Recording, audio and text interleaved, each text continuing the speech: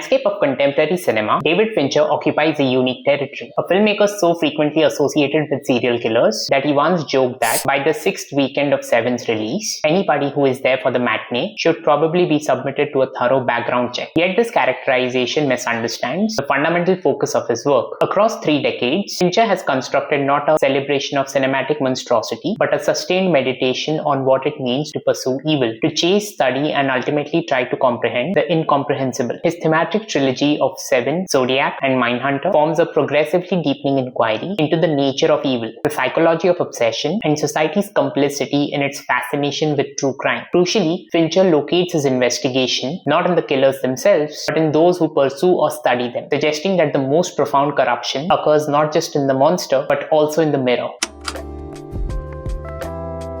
In Seven, evil announces itself with theatrical flourish. John Doe is not merely a killer, but a moralist, a self-appointed prophet preaching through atrocity. His murders are his sermons, each victim selected according to the 7 deadly sins, each death a grotesque tableau designed to force detectives and viewers to confront societal decay. As Joseph Morganti, in his analysis of Seven, notes, Doe acts out in sin to make a deranged statement about the city's current state and, in a broader sense, the world. The unnamed city itself becomes an antagonist, a hellscape riddled with crime and no hope in sight. That has produced both the killer's rage and the detective's despair. Yet Fincher's genius lies not in making John Doe compelling, but in showing how his design traps those who pursue him. Detective William Somerset, played by Morgan Freeman, and Detective David Mills, played by Brad Pitt, are not merely detectives hunting a serial killer, they are unwitting participants in John Doe's play. Somerset, nearing retirement, has spent decades immersed in the city's darkness and emerged hollowed. A man whose nihilism stems not from philosophical conviction, but from exhaustion. Doe, we discover, emerged from similar circumstances, but chose a radically different path. Both are loners living in a hellscape of a city whose search for meaning puts them on opposite ends of the spectrum. Doe, who ends up as a sinner, and Somerset, who attempts virtue. The film's shocking ending completes Doe's design and Fincher's argument. When Doe delivers Tracy's severed head to her husband, he transforms David Mills from detective into the embodiment of wrath. Mills becomes the 7th victim, his sin enacted in real time as he empties his firearm into the killer. The corruption is complete. Exposure to evil has not solved the case, but replicated its logic. Somerset's final words, Ernest Hemingway once wrote, "The world is a fine place and worth fighting for." I agree with the second part, of a thin comfort against the image of Mills being led away, his humanity shattered. The film suggests that confronting theatrical evil risks becoming its final act.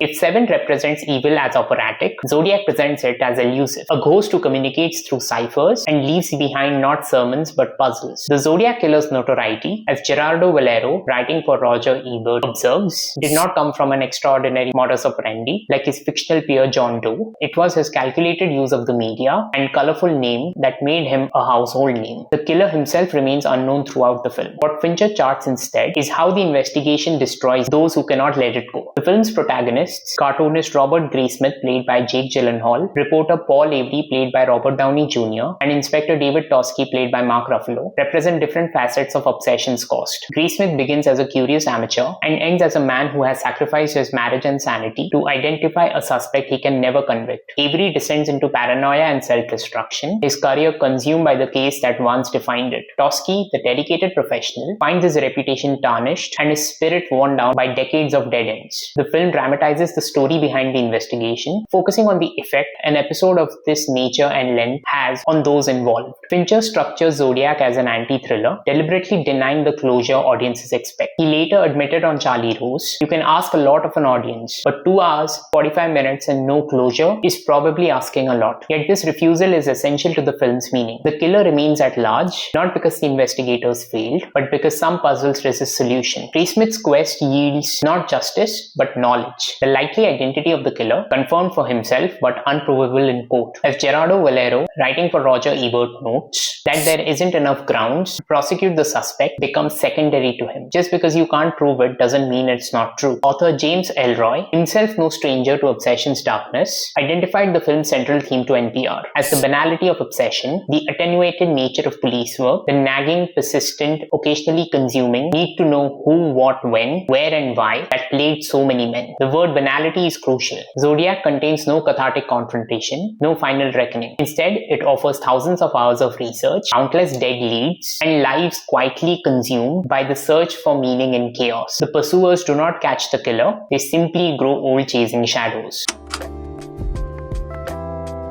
With Mindhunter, Fincher completes his thematic journey by shifting focus from the chase to the study, from hunting killers to understanding them. The series follows FBI agents Holden Ford, played by Jonathan Groff, and Bill Tench, played by Holt McCallany, as they pioneer criminal profiling by interviewing incarcerated serial killers, including Ed Kemper, Richard Speck, Jerry Brudos, Charles Manson, among others. As Fincher himself emphasized to Time magazine in a 2017 interview, this show is not about serial killers, it is about FBI agents and how they were able to, through the application of empathy, understand those people who were so difficult to understand. The series confronts a central question articulated early in the show by Tench. Let me tell you something about aberrant behavior, Holden. It's fucking aberrant. If we understood it, we'd be aberrant too. Yet Ford insists on understanding, and the series dramatizes the moral hazards of that insistence. The killers they interview are not the elegant monsters of Hannibal or the theatrical prophets of Seven. They are, as Fincher insisted on an interview with Charlie Rose, that they must be very sad people who have grown up under horrendous circumstances. Ed Kemper, played by Cameron Britton, in a performance of terrifying ordinariness, is articulate, self-aware, and genuinely helpful, and also a necrophiliac who murdered his own mother and 6 young women. The agent's methodology requires them to develop, even for short periods of time, even if they were faking it, empathy for people who heretofore would have been beneath our contempt. This empathy transforms them. Ford, the idealistic young agent, gradually adopts mannerisms and thought patterns that mirror his subjects. His girlfriend notes changes in their intimate life that correspond to his interviews. By season 2, his certainty about his own methods leads him into ethical territory, the arrogance of those he studies. As a paper by Damon Cox frames it, the series asks, what does it take to understand evil? How does one hunt a mind that is broken in a seemingly inaccessible way? What would it be to capture such a mind? And what are the moral hazards of such a venture? The series also implicates the viewer in this dynamic. We lean forward during interview scenes, fascinated by the killer's revelations, participating in the very fascination the series interrogates. Fincher acknowledged this tension during production to his interview with Time magazine. I said many times as we were in the process of making this, wait a minute, we're making this show about serial killers. We're not making this show for serial killers. Everyone wants to be as detail-oriented as possible, but at a certain point you have to ask yourself, there is a prurient nature to this. Are we feeding that? Season 2 deepens the critique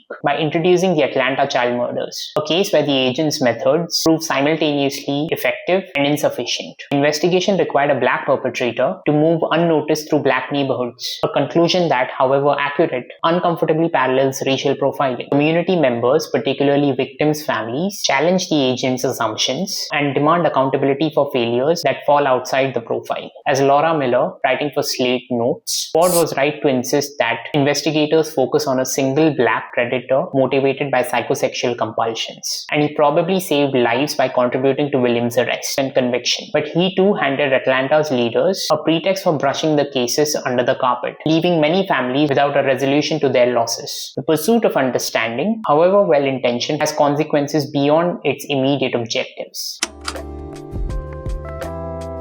Across these 3 works, Fincher gradually reveals that the true nature of his inquiry is not the killer or even the investigator, but the culture that consumes both. Seven implicates viewers in John Doe's design. We follow the investigation, anticipate the revelation, and receive the shock with the same intensity as Mills himself. Doe's final triumph depends on our complicity. We wanted resolution and we got it, but at the cost of everything the film taught us to value. Zodiac refuses this satisfaction, leaving viewers as unfulfilled as the investigators. Yet we stay for nearly 3 hours, fascinated by a mystery that offers no solutions. The film suggests that our appetite for resolution exceeds our willingness to accept its absence, that we, like Grace Smith, would rather pursue endlessly than acknowledge that some questions have no answers. Mindhunter makes this dynamic explicit. The show exists because audiences want to understand serial killers. Yet its central argument is that such understanding may be impossible without becoming complicit in the very darkness that we seek to comprehend. Fincher noted this paradox when discussing why serial killers fascinate us on Charlie Rose. The reason that we are fascinated with them is because we are nothing like them. They are unfathomable. Yet the series demonstrates that unfathomability does not prevent pursuit, it fuels it. The true crime boom of recent years, which Mindhunter both participates in and critiques, represents this dynamic at scale. Fincher suggests that our interest is people's interest in trying to understand why we behave the way that we do. But he also warns that this interest carries risks. We are very quick to judge. That should be looked at as a human failing. The same impulse that drives Holden Ford to interview killers like Kemper drives audiences to consume true crime content.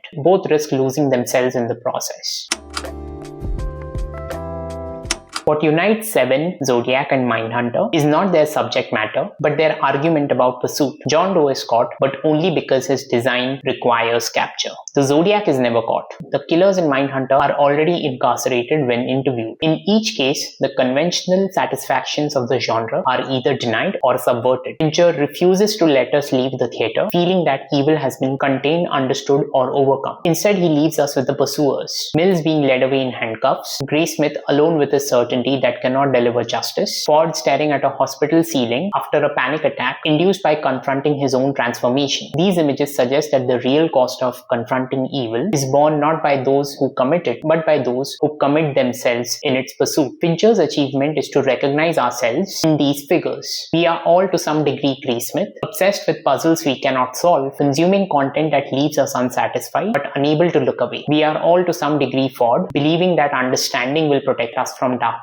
discovering that proximity to darkness changes us in ways we cannot control, and that we are all to some degree Somerset, hoping that the world is worth fighting for, knowing that the fight exacts a terrible price. In the end, Fincher suggests we are drawn to evil not because we can solve it, but because we cannot comprehend it. That very incomprehensibility fuels our obsession, and that obsession transforms us. The question his work leaves us with is not whether we will pursue evil. We clearly will, but whether we can pursue it without becoming in some measure what we see. The answer across 3 decades of filmmaking remains unsettlingly unclear. Hello, thank you so much for sticking around till the end. I really hope you enjoyed this deep dive into David Fincher and his filmography. If you did and you'd like to help this channel grow, there are 2 small things you can do that can make a massive difference. First, give this video a like. It really helps other film lovers discover this content. Second, if you know a fellow cinephile who'd appreciate a closer look into Fincher's filmmaking, please consider sharing this video with them. If you haven't already, I'd love for you to hit that subscribe button.